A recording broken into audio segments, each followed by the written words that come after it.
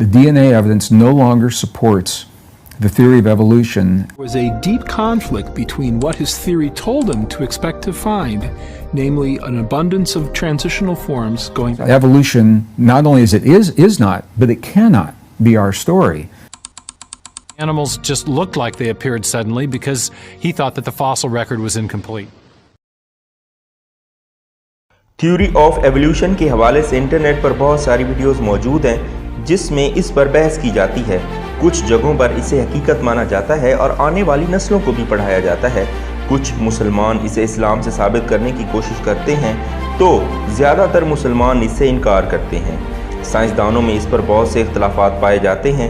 क्या है ये थ्योरी ऑफ एवोल्यूशन जिसने पिछले 160 सालों से इंसानियत को एक ना ख़त्म होने वाली बहस में डाला हुआ है।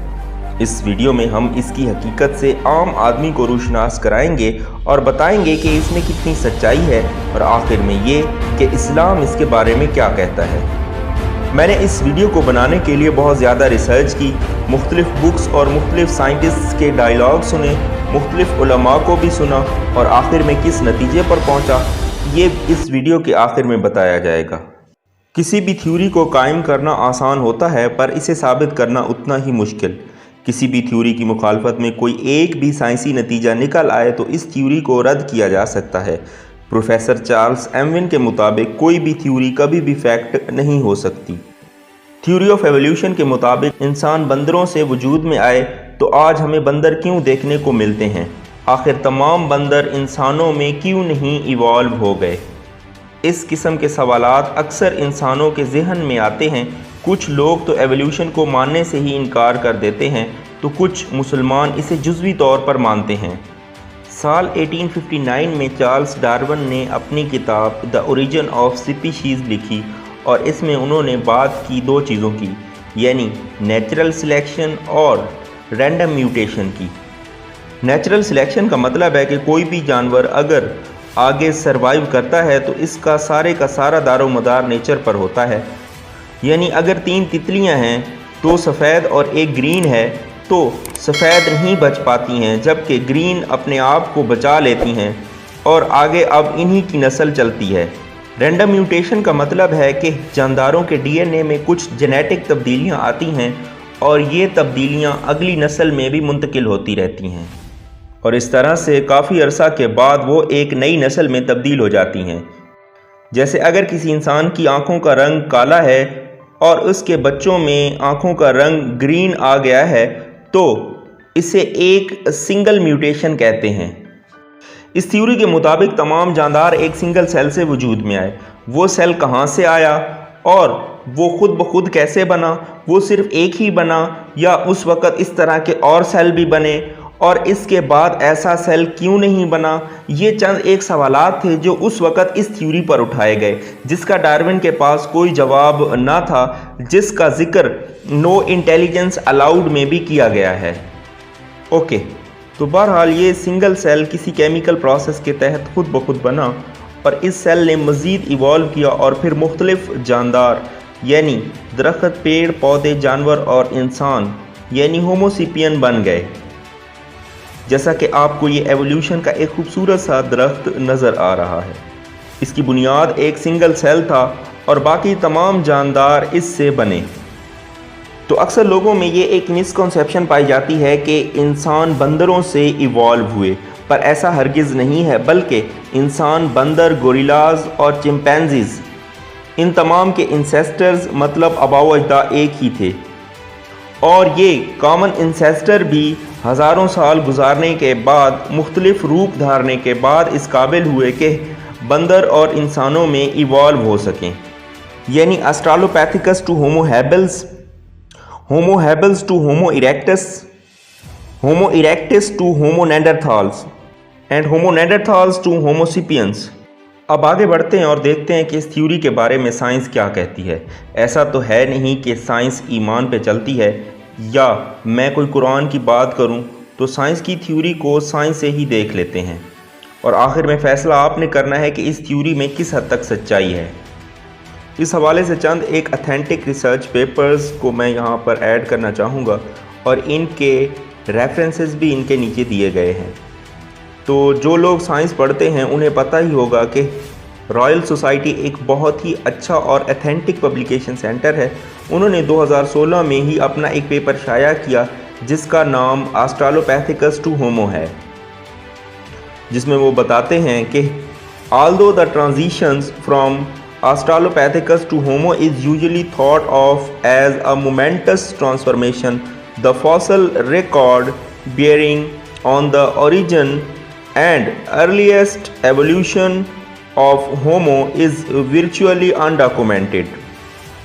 इसका मतलब है कि बारहा हमें ये बताया जाता है कि ये एक तब्दीली है जो कि ऑस्ट्रालोपैथिकस से होमो की तरफ है, लेकिन इसका कोई भी फॉसल रिकॉर्ड हमारे पास मौजूद नहीं है। proposed that the mechanism of natural selection acting on small incremental variations would have acted very gradually and slowly over a long period of time to produce the complex forms of life. But instead what we see in the fossil record again is the abrupt appearance of these forms of life with no evidence। Henry ji, इन्हें nature में बहुत ही इज्जत की निगाह से देखा जाता है। नेचर एक बहुत ही ऑथेंटिक पब्लिकेशन फॉरम है। उन्होंने 2001 में ये पब्लिकेशन की है जो कि new and early human fossils के नाम से है, जिसमें वो कहते हैं कि chimpanzees and humans most recent common ancestor is thought to have lived in Africa around 6 million years ago। This estimate is based on differences between the DNA and the other biomolecules of modern apes and humans। Fossil evidence is second and controversial। मतलब कि हमारा जो ये ख्याल है कि 6 million साल पहले जो डाइवर्जेंस हुई है ह्यूमन और चिंपैंजीज़ की, और इससे पहले हमारा एक कॉमन इंसेस्टर हुआ करता था, ये जो कुछ हमारे पास डिफरेंसेस हैं ह्यूमन और एप्स के दरमियान, जो जेनेटिक डिफरेंसेस हैं, हम इसकी बेस पर कहते हैं कि जहाँ तक फॉसल्स का ताल्लुक़ है वो तो ना होने के बराबर हैं, और जो हैं वो भी मुतनाज़ा हैं, और जो मुतनाज़ा हैं वो मुतनाज़ा मजहबी लोगों और एवोल्यूशनिस्ट के दरमियान में नहीं है, बल्कि वो एवोल्यूशनिस्ट और एवोल्यूशनिस्ट के दरमियान में हैं। अब बात करते हैं होमो हैबिल्स टू होमो इरेक्टस की। तो लूसी यानी ऑस्ट्रालोपैथिकस अफ्रांसिस, जिसके फॉसिल्स ईस्ट अफ्रीका से 1974 में मिले थे, जो कि 3.2 मिलियन साल पुराना इसके सर का ढांचा था, जिसे इंसानों का इंसेस्टर माना गया। तो इसके जवाब में हार्विंग शेरर का एक रिसर्च पेपर है जिसमें वो कहते हैं, It is difficult to accept an evolutionary sequence in which Homo habilis with less human-like locomotor adaptation is intermediate between Australopithecus afransis and fully bipedal Homo erectus। मतलब कि Lucy के बारे हम जो ये कह रहे हैं कि वो कोई इंटरमीडिएट फॉसिल्स है, तो ये बहुत ही मुश्किल है, क्योंकि इसमें कोई ऐसी चीज़ नहीं है जो कि इंसानों से मिलती हो। तो फिर हम किस बुनियाद पर इस फॉसिल को इंसानों का इंसेस्टर कह रहे हैं। अब सिपियंस के बारे में रॉयल सोसाइटी का एक रिसर्च पेपर है जो कि 2016 में शाया हुआ, जिसमें वो major transitions in human evolution में लिखते हैं। इसमें वो कहते हैं कि हमारे पास जो होमोसिपियंस की ब्रांच है ये महज एक फ्रस्ट्रेशन है और कुछ भी नहीं। ये बस एक फ़र्ज़ी बात तो हो सकती है, हमारे पास कोई भी ऐसा फॉसिल नहीं है जो हमें सिपियंस के बारे में बता सके कि हाँ यहाँ से ह्यूमन एवोल्यूशन होना शुरू हुई है। हत्ता कि हमें जब भी कोई फॉसिल मिलता है और हम इसकी तहकीक करने जाते हैं तो वो किसी और चीज़ का निकल आता है और हमें किसी और ही तरफ ले जाता है, पर हमारा इससे कोई भी ताल्लुक़ नहीं होता।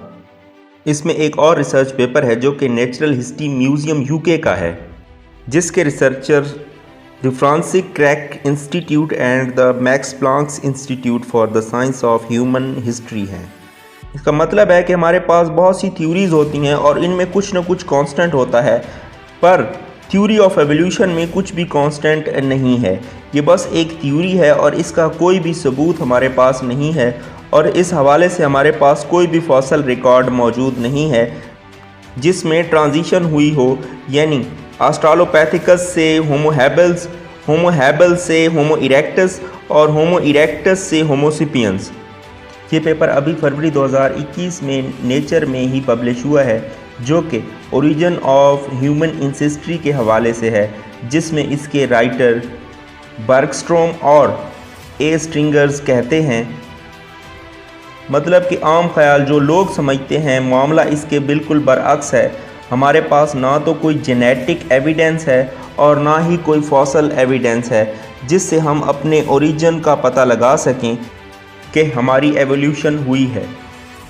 इसके अलावा हमारे पास पंक्चुएटेड इक्विलिब्रियम की एक थ्योरी है जो कि डायरेक्ट साइंस में पब्लिश हुई है, जो कि कहती है कि हमारे पास स्पीशीज़ फार्मोलॉजिकल स्टेट्स को डिफ़ाइन करती हैं कि कई सौ मिलियन सालों तक स्पीशीज़ में कोई तब्दीली नहीं आती है सिवाय चंद एक तब्दीलियों के, मतलब कोई फार्मोलॉजिकल तब्दीली यानी एक स्पीशीज़ दूसरी में तब्दील नहीं होती है।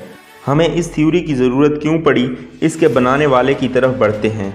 ये स्टीफन जे गोल्ड लेजेंडरी एंथ्रोपोलॉजिस्ट हैं। वो कहते हैं कि हमारे पास कोई भी फॉसल रिकॉर्ड नहीं है और हमारे पास ये जो एवोल्यूशंस के खूबसूरत ट्रीज़ दिखाए जाते हैं, ये ट्रीज़ के ऊपर पत्तों के जो हमने स्पीशीज़ रखी हुई हैं, इनके कोई भी फॉसल रिकॉर्ड्स हमारे पास मौजूद नहीं हैं और इनके पीछे कुछ भी नहीं है। Look at those very well-known evolutionary family trees. We're up here and all these other forms of life, and we're connected through these lines. If you look closely, the lines are broken lines because they are called inferred or speculative relationships. They're believed to exist, yet no evidence has been found. इसके अलावा ये human evolution के बारे में क्या कहते हैं?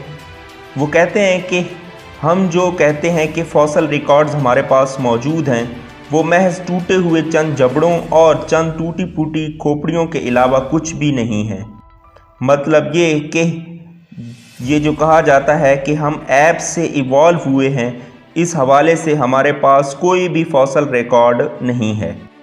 अब तक हमने बात की है फॉसल रिकॉर्ड्स के हवाले से, एवोल्यूशन के हवाले से कोई भी फॉसल रिकॉर्ड हमारे पास मौजूद नहीं है।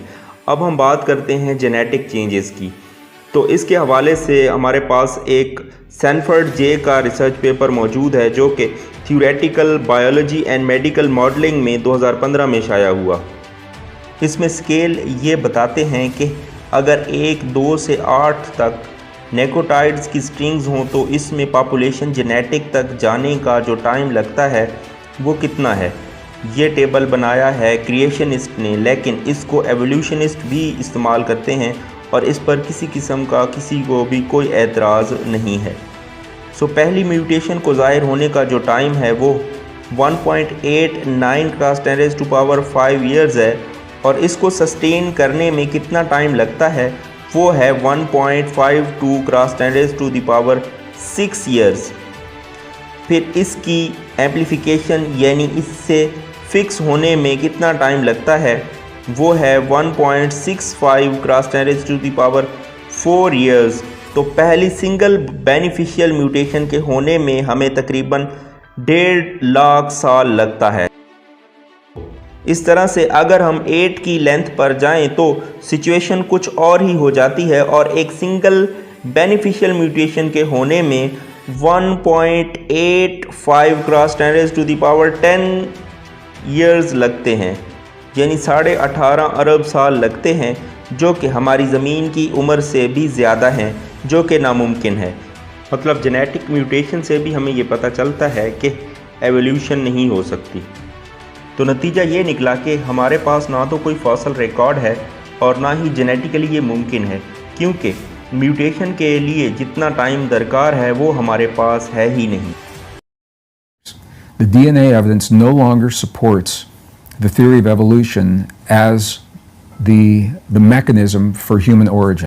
What process is there that could build these complex animals and do so in the very limited amount of geologic time that is available to the evolutionary process? It's actually a very big problem. What the DNA is telling us, it tells us something far beyond random genetic mutations is responsible for us. तो ये मुमकिन ही नहीं, मतलब species की evolution possible नहीं है। अब बात करते हैं मज़हब की। मुसलमान इस बात पर यकीन रखते हैं कि ये सब इंसान हज़रत आदम अलैहिस्सलाम की औलाद हैं, यानी तमाम लोग एक मर्द और एक औरत से पैदा हुए। कुरान में लिखी हुई बात उस रब की है जिसने इस कायनात को तख्लीक किया। बहुत से साइंसदान ये भी आज मानते हैं कि किसी इंटेलिजेंट ब्रेन ने हर एक स्पीशी को अलग अलग से जोड़ों की शक्ल में तख्लीक किया। अगर आप मुसलमान नहीं भी हैं तो आपने फ़िज़िक्स में एक लॉ पढ़ा होगा जिसे law of conservation of math कहते हैं, यानी ना तो हम मैथ को खुद से बना सकते हैं और ना ही इसे ख़त्म कर सकते हैं। चलें कुछ देर के लिए मान भी लें कि थ्योरी ऑफ एवोल्यूशन सही है, तो मेरा सवाल है कि इस सेल को बनाने वाला पानी कहाँ से आया, ये ज़मीन कहाँ से आई? आप कहेंगे बिग बैंग से। ओके, बिग बैंग से पहले सारा मादा एक छोटी सी जगह पर मुहित था। इसे किसने बनाया होगा? जाहिर है किसी ने तो बनाया होगा, बस वही अल्लाह है। ये जो सारी बात मैंने थ्योरी ऑफ एवोल्यूशन को मान कर की है, इसको अल्लाह का कलाम रद्द करता है। सिर्फ कुरान ही नहीं, साइंस भी इसे रद्द करती है, जिसके सबूत मैं पहले ही दे चुका हूँ। तो जो लोग थ्योरी ऑफ एवोल्यूशन को सच मानते हैं, यहाँ पर मेरा उनसे ये सवाल है कि इंसान अगर एक सेल से होते हुए जानवर और जानवरों से होते हुए इंसान के रूप में आया है, तो बाकी जानवरों की तरह क्यों नहीं है? ये रिश्ते बहन भाई माँ बाप का तकद्दुस ये किसने सिखाया है? तो मेरे सुनने वाले जितने भी हैं जो कि एवोल्यूशन को सच मानते हैं, तो वो भी अपने रिश्तों के साथ जानवरों जैसा सलूक करें। आप नहीं करेंगे क्योंकि आपको अलग अलग शख्सियत के साथ पैदा किया गया और आप में गैरत, गुस्सा, सब्र और शुक्र, रिश्तों का तकद्दुस, हौसला बर्दाश्त वगैरह ये सब चीज़ें इंडिविजुअली अता की गई हैं जो कि जानवरों को नहीं अता की गई। अब कुछ मुसलमान कहते हैं कि कुरान साइंस की किताब नहीं है। सही, पर जिन चीज़ों को कुरान में बताया गया है, चाहे वो साइंस की ही क्यों ना हो, वो कुरान में लिखी हैं तो वो 100% सच हैं और क़यामत तक की साइंस इसे नहीं झुटला सकती। हाँ, साइंस इसका एतराफ़ करके इसकी तस्दीक कर सकती है कि ये सच्चा कलाम इसने लिखा है जो कि इंसान और कायनात के बारे में सब कुछ जानता है, और वो अल्लाह पाक है जिसका एतराफ़ साइंस कर चुकी है। जब कुरान में माँ के पेट में बच्चे की परवरिश के मुख्तलिफ़ मराहिल को बयान किया गया।